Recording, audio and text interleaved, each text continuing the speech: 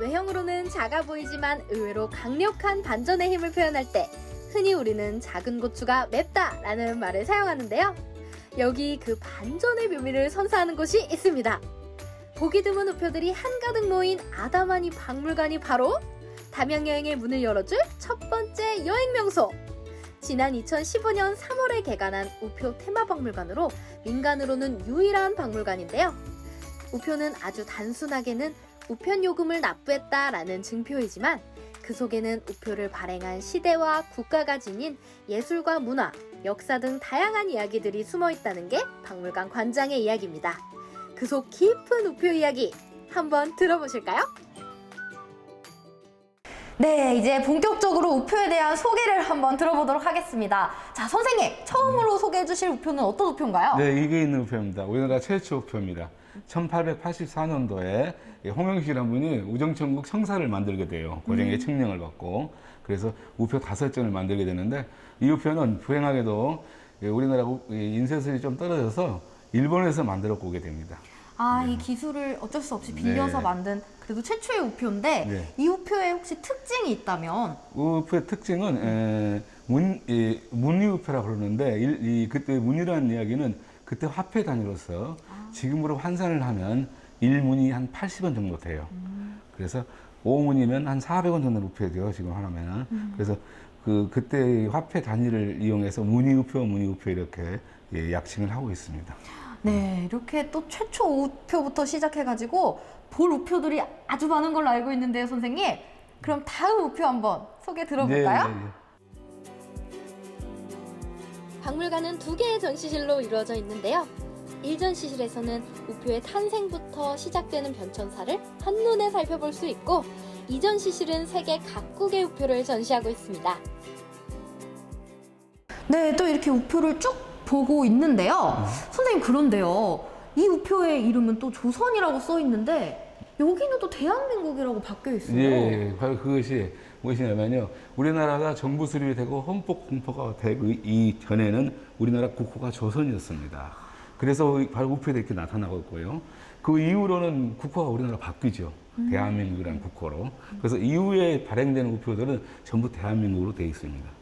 네, 우표 하나로 또 역사를 알 수 있는 이런 특별함이 있네요. 예, 그렇습니다. 우표 속에는 역사, 문화, 사회 여러 가지가 다 담겨 있습니다. 예. 네, 저는 우표로도 이렇게 역사를 알 수 있다는 사실이 처음인데 굉장히 새롭습니다. 예. 이 우표를 보면 역사가 진짜 보여요. 애들이, 우리 학생들이 이걸 보고 그 교과서에서 배우는 그 역사를 더듬어 보면서 우표로서 아주 대단히 흥미롭게 느끼고 있어요.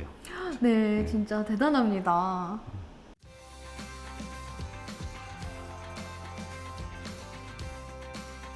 우리나라 최초의 우표부터 다양한 기념 우표까지 이곳 관장이 무려 40년 동안 수집한 특별한 우표들을 만날 수 있는데요. 그중 단연 눈길을 끄는 이 우표들. 네, 또 보다 보니까 반가운 그림이 보이던데요, 선생님. 이 우표는 어떤 우표인가요? 예, 이 우표는 1954년도에 우리나라에서 최초로 독도우표를 만들었습니다. 와. 이 세 점을 만들었는데 이게 재미있는 얘기가 뭐냐면 이 우표를 붙여서 일본에다 편지를 붙였더니 다시 되돌아왔습니다. 왜 되돌아왔나요? 왜 그랬겠습니까? 인정. 일본 사람들이 독도가 자기 나라다라고 주장하는 거예요. 그래서 다시 되돌아와서 이것 때문에 우리가 외교 분쟁이 생겼지요. 그래가지고 다음에 이 독도 우표를 다시 붙여서 편지를 보냈더니 일본 사람들이 받아줬어요. 그것은 뭐냐면 이 우표 한 장이 독도가 대한민국의 땅이라고 일본 사람들이 인정한 겁니다. 아, 그때 당시엔 또 인정을 했는데 이 네. 우표로 인정을 했다는데 지금은 또 왜 그럴까요? 그러니까요. 네. 그러면 그날 국내에서 일본 내에서 이렇게 배달할 때 저기 안 보이게 까맣게 칠해가지고 배달을 했어요. 독도가 안 보이게. 어떻게 보면 독도 우표는 우리나라에서 먼저 만든 건데 그렇죠, 선생님. 그렇습니다. 네. 일본. 근데 요즘 또 자기 나라 땅이라고 자꾸 우기고 있죠. 네. 네. 우편제도 이전에는 어떻게 소식을 알렸을까요? 비둘기를 이용하는 전서구, 말을 타고 편지를 전하는 파발, 사람이 걸어서 직접 소식을 건넸던 보발, 정말 다양한 방법이 사용됐다고 하죠.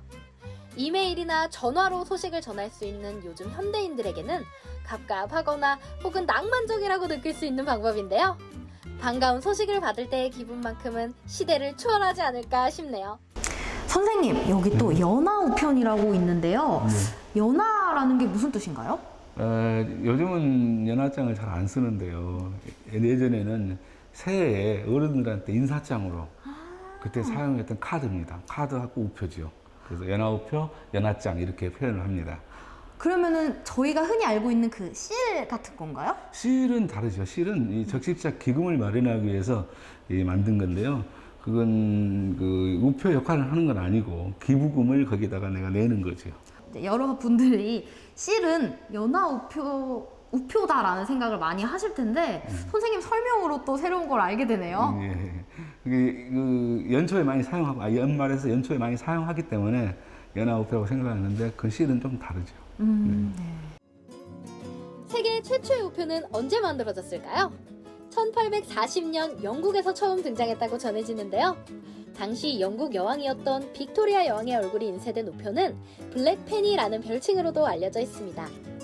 이전까지는 우편 요금을 거리, 중량, 그리고 편지지 매수에 따라 매겨서 우편물을 받는 사람이 지불했다고 하는데요. 이는 우리나라 초기 우정국도 마찬가지였다고 해요. 돈이 없으면 우편물을 받지 못하기도 하고 수취 거부도 발생해서 이런 불편을 없애기 위해 고안된 것이 바로 우표라고 합니다. 선생님, 그런데요. 우표는 보통 종이로 만든다고 저는 알고 있는데요. 네. 이곳에 보니까 또 다른 재질로 만든 우표가 있어요. 예. 이제 실질적인 우표는 그 우측 상단에다 붙입니다. 편지 봉투에. 그리고 이제 이런 은우표라든가 또 좀 있다면 금우표도 있는데요. 그런 우표는 기념적으로 이렇게 비닐에 싸가지고 붙여서 보내는 겁니다. 이게 우표 역할을 하는 건 아니에요. 그러면은 종이 우표는 오른쪽 상단에 붙이고 예. 이 기념 우표는 기념식으로 해서 따로 제공이 그렇습니다. 된다는 거죠. 예, 예. 그럼요, 선생님. 혹시 아무 때나 쓸 수 있는 우표인가요? 그렇습니다. 아무 때나 쓸 수는 있는데 근데 우표 역할을 안 하는 건 아니지만 그 우표를 기념적으로 보내면 받는 사람이 아주 기분이 좋겠죠. 아무래도 기념의 의미가 있는 거군요. 1 전시관에는 우리나라 최초의 무늬우표처럼 역사적 의미를 지닌 우표 외에도 아이들이 반색한다는 캐릭터 우표를 비롯해서 한국의 미, 의상, 예술, 스포츠까지 다양한 테마별 우표를 감상할 수 있습니다. 모든 우표가 흥미진진하지만 유독 눈길을 사로잡는 우표가 있었으니 그 정체가 뭔가 궁금하시죠?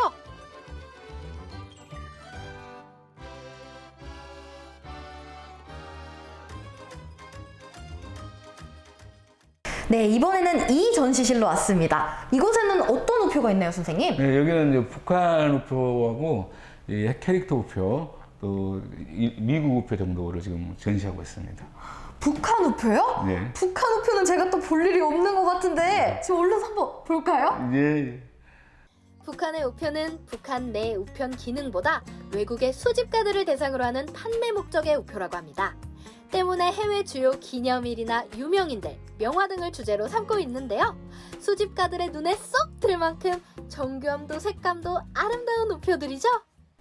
저희가 흔히 알 수 있는 이 서양의 그림을 담은 우표가 있습니다. 선생님, 그런데 이게 북한 우표라고요? 네, 그렇습니다. 이 북한에서도 이 서양의 명화를 가지고 우표를 만들었어요. 그 만든 이유가 있어요. 요즘은 이제 우표가 조금 이렇게 그 관심이 떨어졌지만은 전에는 우표를 가지고 북한에서는 외화벌이를 했습니다. 그래서 이 서양에 가까운 우표 만들어 놓으면 전 세계에다가 다 팔지요. 특히나 이쪽 위에 보시면 저기 찰스 황태자하고 다이애나 우표입니다. 근데 저렇게 만들어 가지고 팔면은 영국 사람들이 다 사갑니다. 어쩐지 북한에서 만들었다고 믿기지가 않을 정도였는데요. 외화벌이를 위한 수단이었기 때문이었군요. 네. 선생님, 그러면 이런 우표들은요, 어디서 만들어요? 혹시 뭐 인쇄해서 만든 건 아닙니다. 우표는 조폐공사에서 만들고 있습니다. 조폐라 하면 돈을 만드는. 네, 그렇습니다. 그 세 가지 이유가 있는데 하나는 우표는 금전적인 가치가 있잖아요. 그래서 위조를 해서는 안 됩니다. 그래서 조폐공사에서 만들게 됐고요. 두 번째는 이 우표의 가에 보면 이렇게 구멍이 뚫어져 있죠. 그 천공이라고 그러는데 이게 잣짓기 위해서, 뜯기 위해서 만든데, 그때 옛날에는 그런 이렇게 정밀하게 뚫을 수 있는 기계가 없었어요. 그래서 조폐공사에서 만들게 됐고, 혹시 세 번째로는 혹시 이게 침을 발라서 붙인 경험이 있을 거예요, 우표를. 그렇죠. 침 바르면 보통 우표가 네, 잘 네. 붙잖아요. 네, 그렇게 옅게 풀칠하는 기술이 또 일반 기계를 할 수가 없었습니다, 옛날에는. 그래서 조폐공사에서 만들게 된 거죠. 아, 그럼 총 그 세 가지 이유 때문에 네, 조폐공사. 네. 이것도 새로 듣는 얘긴데요. 역사적 의미가 있는 우표, 인기 만점 캐릭터 우표를 거쳐 세계 각국 문화와 역사가 담긴 우표들로 가득한 이전시실 입장! 러시아, 중국, 일본 등 나라마다 개성 넘치는 우표들이 다채로운 빛깔을 자랑하는 화려한 전시실입니다. 네, 선생님 또 우표를 보다 보니까 우리나라랑 다르게 표현된 우표가 있어요. 네, 네. 이건 어느 나라 우표예요? 이건 미국 우표입니다. 아, 네. 이 특징이 좀 있는 것 같은데 이게 옆에 써 있는 게 혹시 설명된 예, 건가요? 예, 우리나라 우표는 따로 설명을 붙이게 되는데, 미국 우표는 우표와 동시에 설명을 같이 이렇게 만들어서 이렇게 표현을 하고 있습니다. 아, 그러면은 이 우표를 접한 분들께서는 한눈에 또 이해를 하실 수가 있겠어요. 네, 그렇습니다. 예. 그 스토리가 연결이 되어 있게 만들어요. 그냥 만드는 게, 어느 하나 우표를 한 장 한 장 만드는 게 아니고, 이어지게끔. 사건이라든지 어떤 개요가 있으면 거기에 관계된 우표들을 그렇게 시리즈식으로 쉽게 하면 그렇게 만드는 거죠.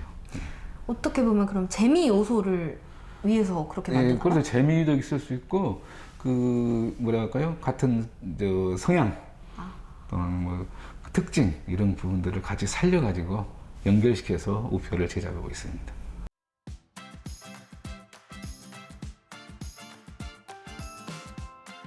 관장님의 설명을 들으면서 관람하니까요, 더 풍성하고 알찬 시간으로 꽉꽉 채워지는 느낌인데요.